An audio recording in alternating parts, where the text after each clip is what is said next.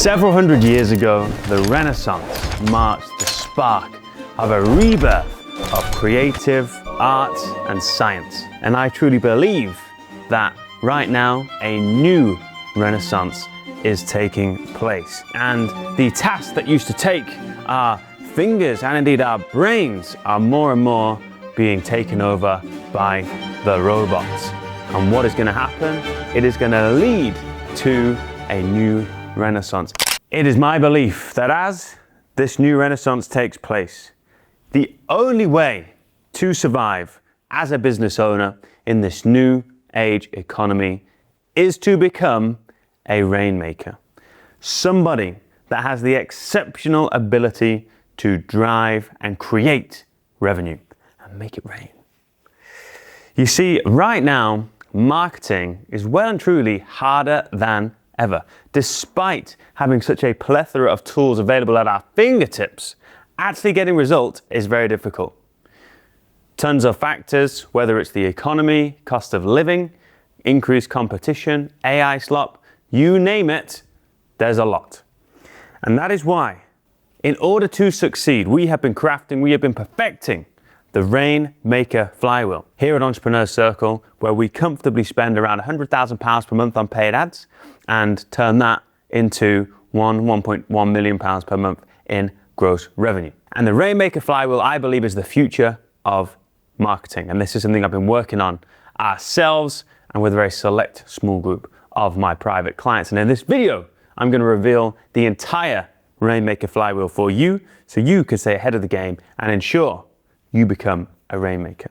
The Rainmaker Flywheel has 4 main components. I'm going to go through all of them. The first part of making it rain is your ability to consistently drive traffic.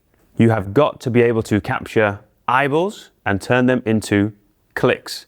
This is a fundamental part of advertising. You must be good at making yourself aware. Now, as you know, I'm a paid ads man.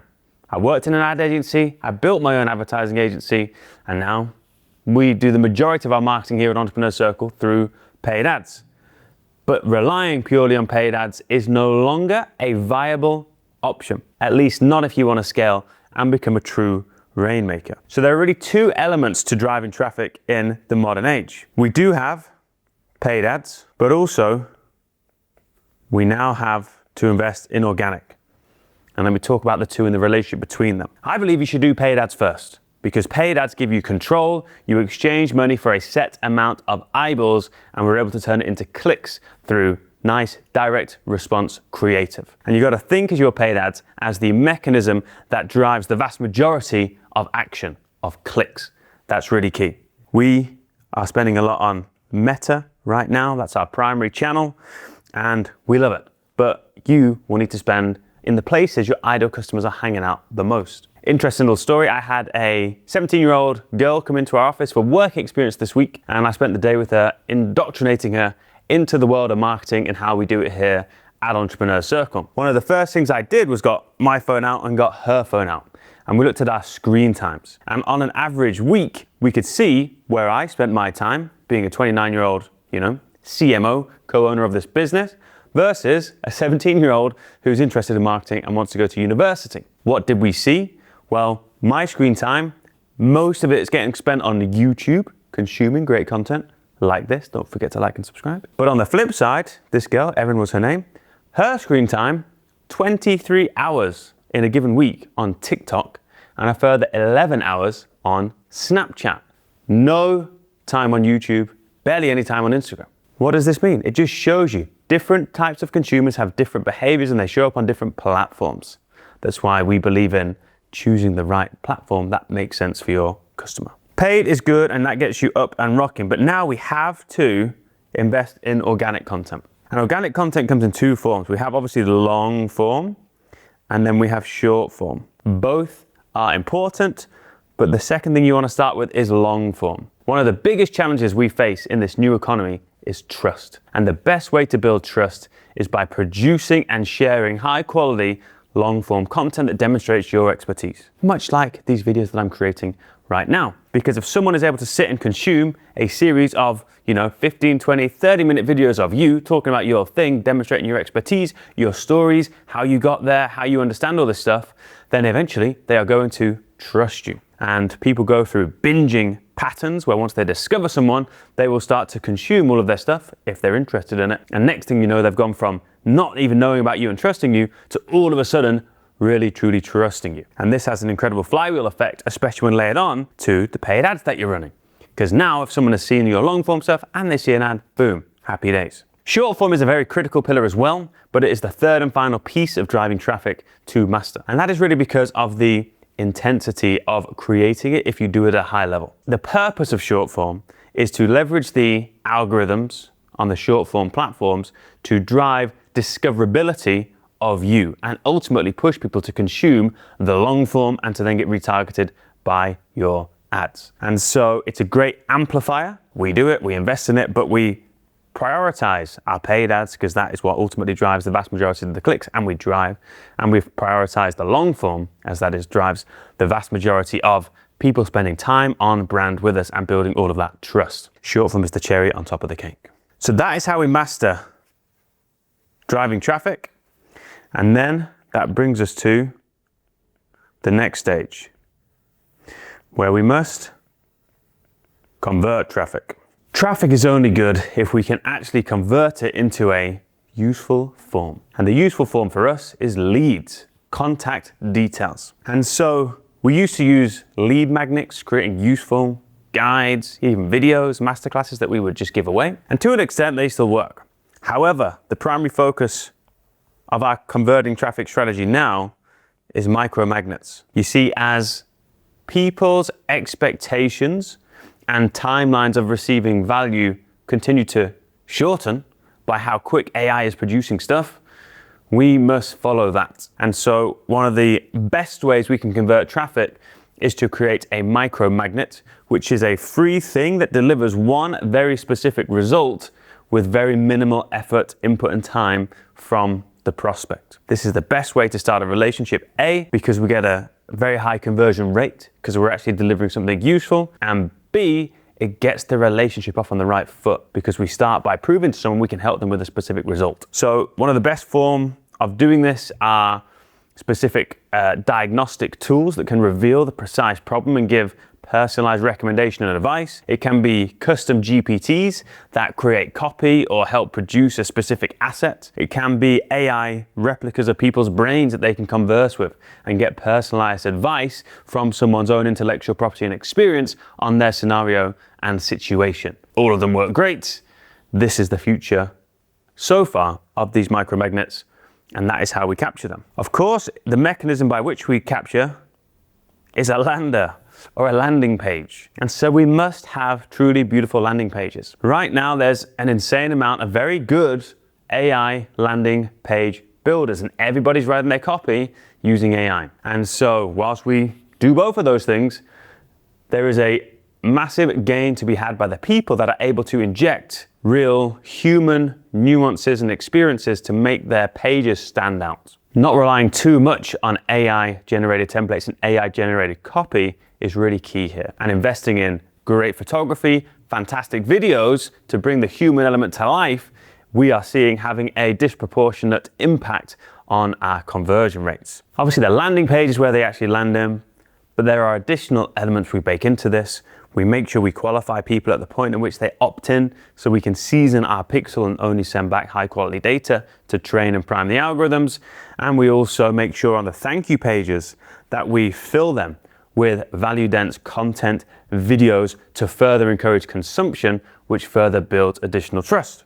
And speaking of building additional trust, this is where our lead nurture comes in. Still a humongous bottleneck for most businesses. They do not nurture and put enough time and energy into building relationships with their prospects before asking for the sale. And this is where your work in the driving traffic stage comes into play. Because we now build very expansive nurture sequences with emails, SMSs, WhatsApps, and we do that yes, in standard plain text, but we will take our latest and greatest long form content, our latest and greatest short form content, and make sure we can distribute that to them. And so we will create emails around it, drive them to view the videos to further aid the consumption, all with the goal of building better and deeper relationships. We do also use paid ads here as well, as we have a campaign called the Slow Burner Super Nurture Sequence, which is a series of 20 to 30 short form videos that we put money behind. So anyone that has opted in, we can sequentially show them all of these videos in order. And there's a specific setup we do to achieve that. But as a result, we can compress consumption around our entire journey and story into a short period of time to nurture them along. Because that then gives us the ability to close some freaking deals and make it rain. So closing deals is critical, okay? And a lot of people, they do the hard work, driving traffic and converting traffic, and then they slip up here. They slip up turning all of these warm leads that now have a relationship into cold, hard cash. And so there's 3 things that we achieve here. Important acronym, FATS. You've got to flippin' ask for the sale. You've got to ask for the sale. There's a direct correlation between the amount of times you ask for the sale and how many sales you actually make. And so we do this, and we do this frequently, and we do this properly in a way that doesn't extract all the goodwill from our audience, and in a way that is just being very helpful and making our thing available. And so we do this via silver bullets. And so silver bullets are specific emails, pieces of correspondence that we send out that are carefully crafted to get people to raise their hand. And so we have all sorts of silver bullets, hand raisers, 3-line emails, and just plain simple asks. And it's important we dot these in and don't get too carried away with long-term nurture, because we must repeatedly and systematically be asking people for their business. We must then, of course, have an RSP, a repeatable sales process. Now, this will depend on your business and what you sell, because you will either have a call or you will not have a call. Either or work, you know? I sit in the camp where I like phone calls because I actually believe speaking to humans is a good thing. And we have a sales team and they're great people and we get a lot out of it. So we do a lot of call related stuff. We do a lot of no call stuff as well. But let me talk about the cool stuff first. So with calls, we got to have a sequence to make sure people book calls. We got to have a sequence to make sure people show up to the calls, and then we got to do the calls properly. And so it's less about having like scripts, more about having structure, because the purpose of any call for us is all about ensuring mutual fit, ensuring and clarifying that this person truly has the problem that we're trying to help them with, and then letting them know exactly how our solution would be a fix for that. And if we believe there's a mutual fit, boom, we extend the offer and we close the deal. It's simple as that. It's not sleazy, it's not crazy, it's not high pressure sales tactics. We're in the business for the long term, and we can guarantee we'll be around in many, many years, because we just try and genuinely be helpful to the people that need our stuff. So we follow that very diagnostic and prescriptive mutual fit sales approach, and it works great. On the flip side, for some of you, you won't need any calls. And again, if you are particularly strong with the organic content and particularly fierce and engaging with your long form and short form, then normally you can build up enough goodwill that you can sell your thing to people by simply giving them all the information. And so this is where having a very clear offer doc comes into place, literally a document that just outlines, here's what I'm selling, everything you need to know, and here's the price, press this button to do this next. And so for me, it's easier to get sales with calls, but you have the friction of someone has to do the calls. Much harder to get someone to buy a complex product through just a document, but absolutely achievable in today's day and age when the driving traffic stage is done correctly. And the final part of this process is capturing proof, because this is where the flywheel element comes in. Once we have closed the deal, we must focus on the first result time to value. What that means is how quickly can we get this person the first result, whether that's the main result of our whole thing that we're offering or a key significant milestone. Because at that point, we want to systematically collect proof. We want to ask them for that testimonial, for that review, for that case study. Because the quicker we can establish more proof, this pours fuel on the fire of this flywheel. Because again, skepticism is incredibly high, and the number one way to bust down skepticism is to have a ton of very positive reviews and to have a ton of video testimonials, case studies from your different clients in different situations. And you need a systemized approach to do this. So they constantly come in every single week and month. Now this becomes a flywheel because we then take that proof and we inject it all the way back into our driving traffic stage. We launch it as ads, we launch it as organic content, we add it to our nurture sequences, and it helps the whole thing spin faster and faster and faster. And that is how the Rainmaker Flywheel works. There's one critical element that will truly determine anybody's success using this formula, especially in the future. And that is, the central piece is the human brand. And I cannot understate the importance of this. I believe that you have to inject your raw humanity into every single element of this in order for it to be successful. What do I mean by that? We cannot rely on the same copy-pasted AI-generated stuff at any stage here.